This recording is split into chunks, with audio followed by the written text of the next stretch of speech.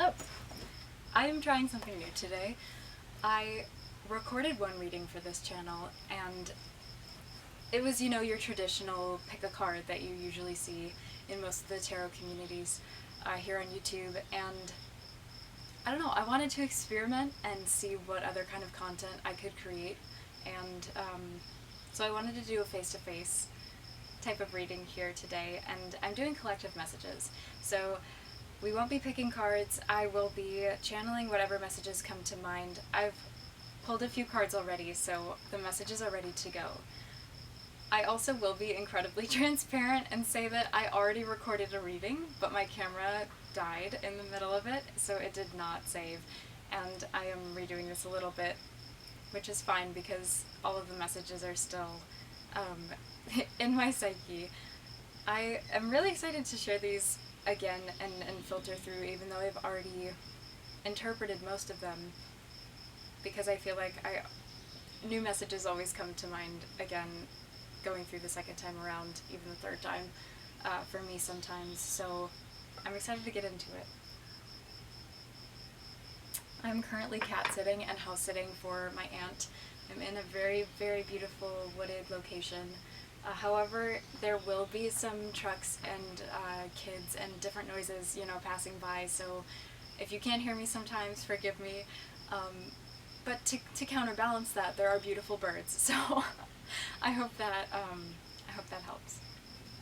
For the messages that I got today, I was really starting to focus first on this citronella candle that's sitting here in front of me. The citronella smell really reminds me of my childhood. I had so many of those in my yard and on my deck growing up. We had these tiki torches too with the citronella candles inside just to keep away the mosquitoes while, we were having different family gatherings or people were over and we were playing bags in the grass or horseshoe toss, if that's what it's called. It's like a horseshoe and you toss it. Yeah, you guys get it. So it's a really nostalgic smell, and I'm getting the feeling here that there's a lot of nostalgia going on in the collective right now, and that could mean something different for different people, right? My intention today that I've set is that if you've clicked on this video, there's a message in here for you.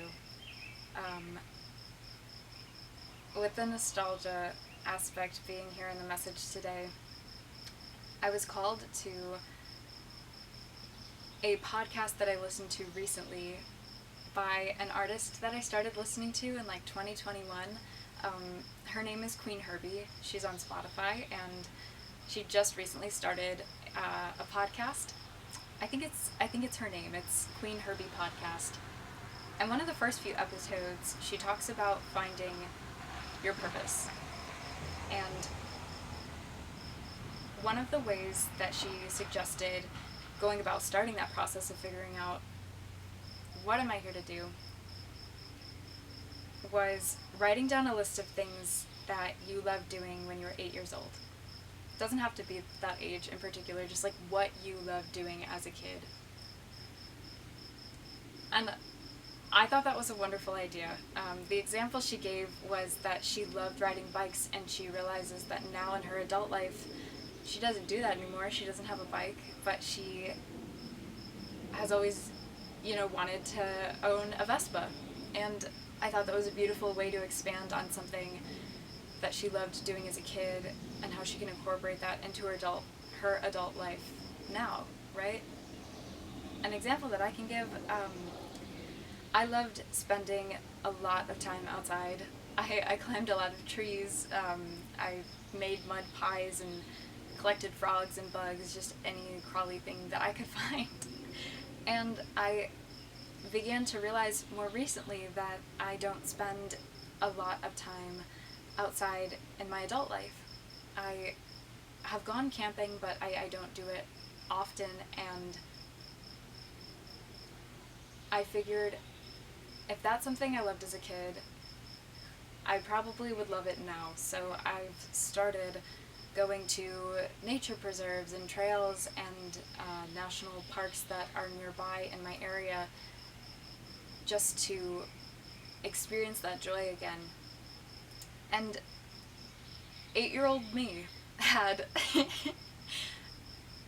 a lot of insight going on in their subconscious, because holy cow, being outside is so grounding for me, and I just instinctively knew that as a kid, which is so cool. And it's awesome incorporating that now into my adult life and expanding upon that, because I can obviously travel a lot further, right? So connecting that back to the message for the collective here, I'm getting the sense that a lot of us are figuring out ways in which we can incorporate what used to bring us joy into our day-to-day now. I think for a while we were stuck in this period of, I'm going to dedicate all my time, all my energy into my responsibilities, my obligations, other people, other environments, this job that I'm in, and not a lot of time and energy was dedicated to our joy and our fulfillment, which in the message here led to an extended shadow period. The idea of our shadow, I think, was started by the psychologist Piaget, and the shadow is just this idea that that's our subconscious part where we hide and avoid the things about ourselves that we're insecure about, that we don't necessarily want to look at because that's super uncomfortable. But being in this state for a while of not dedicating any time and energy to ourselves really highlighted and put a spotlight on that shadow part, and we were kind of forced in a way to look at ourselves and say, whoa, I feel like shit. Why do I feel like shit? And then begin to break it down and realize, oh, I'm contributing to my own suffering. The actions that I take in my day-to-day are not fulfilling, are not bringing me joy. How can I bring myself joy? And that led to insane self-empowerment and ambition, right? You're driven to pursue new habits, new environments, new ways of being that do bring fulfillment, that do bring joy, and it's empowering to explore that and let that emotion of shittiness and uncomfortability pass through once you do take that hard look in the mirror of the ways in which we have not supported ourselves. But in the message here, it seems that we're coming into this period of recognizing that we are in control of our reality. We are in control of our thoughts, our emotions. Thoughts, yeah, obviously come and go, but we can challenge them, right? We can say, I choose not to believe that, or I didn't think about this that way before. I would like to shift my perspective to this and enter a more self-compassionate self-talk. What else I'm getting from this really is that I totally lost my train of thought. I think I was just relating this to taking that hard look and realizing I am capable of creating joy and fulfillment in my life. I can bring that into my life in the ways that I think, the ways that I speak, and the ways that I act and behave towards myself and others, and towards the choices that I make for myself, right? Yeah, I circled back. Appreciate the patience, guys. The other message that I have here is the Strength card, clarified by the Four of Pentacles reversed, which in the traditional tarot deck, it's this guy, and he's holding these 4 pentacles, right? And he's like all clumped up and squeezed in, like really tight, really restricted, but with it being reversed here, feels like surrender.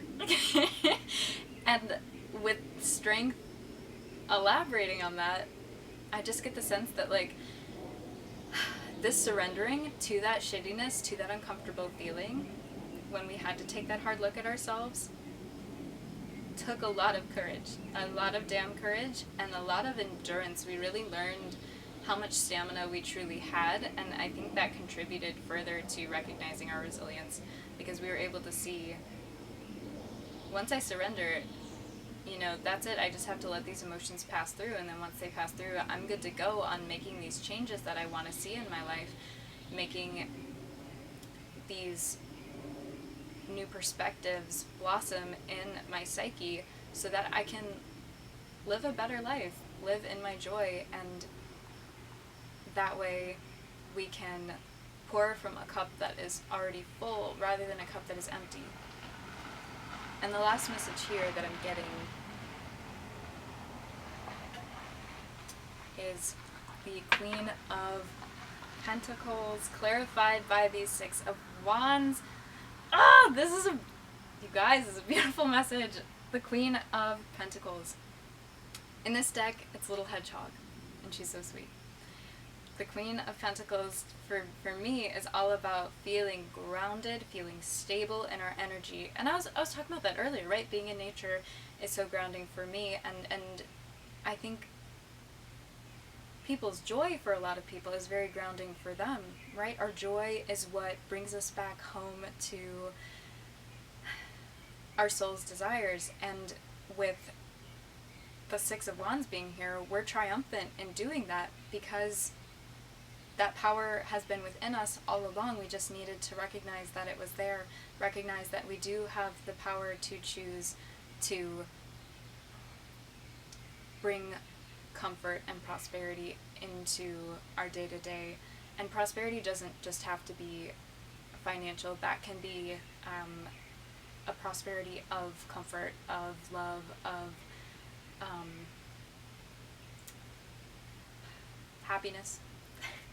And we're triumphant in this energy. We're successful in our comfortability now because we've done the work to recognize where we needed to make changes. And on the bottom of the deck here, the last message that I have is the Three of Pentacles. I'm getting the sense that a lot of this inner work and a lot of these perspective shifts happened because someone here chose to collaborate with others, whether that's asking for help or making new friends, putting yourself out there, stepping out of a comfort zone. And this card to me talks about productivity, so maybe a lot of teamwork went into building this new version of yourself or this new environment for yourself where you can thrive. Those are the collective messages that I have for today. This was such a beautiful collective reading, and I'm really looking forward to doing more of these this week. The intention that I set for today was peace of mind, and I hope that I was able to bring someone that today. Thank you.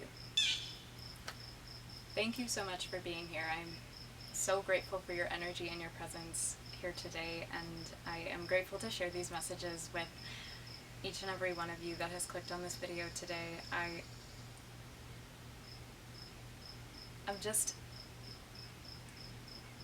so in love with the energy here. I feel like there's a major change coming. I keep seeing 555 and 55 everywhere, and from what I've learned about numerology, that number really symbolizes great change and transition.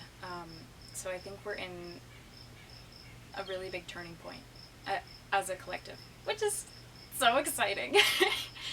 I'm looking forward to seeing what these changes are and continue to be. I think a lot of it does have to do with this new way of being, stepping into our joy. I'm excited. I'll hopefully see you guys soon.